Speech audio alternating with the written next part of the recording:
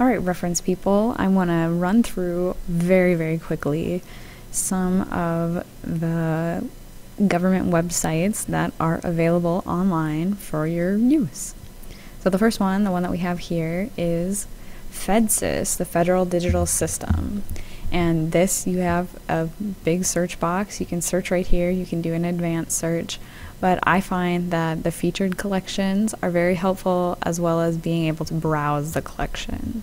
So if you click on Browse Government Publications, you can see that we have the budget of the government here. We have the Federal Register. We have congressional bills. We have congressional calendars. Here's the congressional directory, which you saw on the print version on the PowerPoint. The U.S. Code, the congressional record, the U.S. government manual. So these are all things that are used very prominently, very often. There are also other resources down here at the bottom. Medical subject headings is one of them. So obviously librarians use this site. So there is also, you can look by congressional committee to see what kind of documents are available, or simply by date.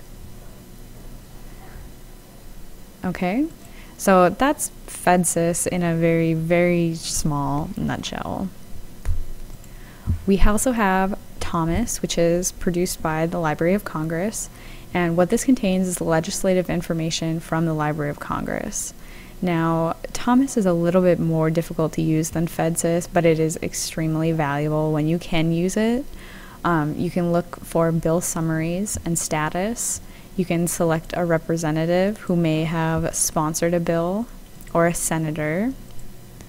You can search bill text for multiple Congresses. So this is going to be legislation that's in the current Congress right now, but from years past, you can search from previous years. You can search for things that were made into law. You can contact members of Congress. You can see that Thomas has a Twitter feed that is continually updating in the background. You can watch the House floor right now. You have live video, or a committee, the Senate floor.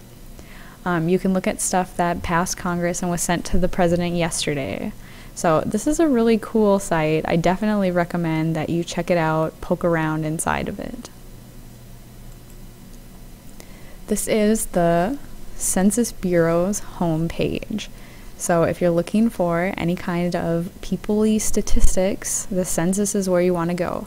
And I find that it's very easy to find information by using the quick facts down here. So if we're looking for quick facts about North Dakota, we click on it, and we're taken to a list of statistics. So here we have quick population information. We've got comparative. We have North Dakota compared to the United States and compared to a previous year. We have demographic information, information about education, information about businesses, and geography. So that's all part of the census data. So there's much more things that you can find at the Census Bureau homepage, but that I find to be one of the easiest things to use. Govtrack.us. So this is a website that is tracking the United States Congress.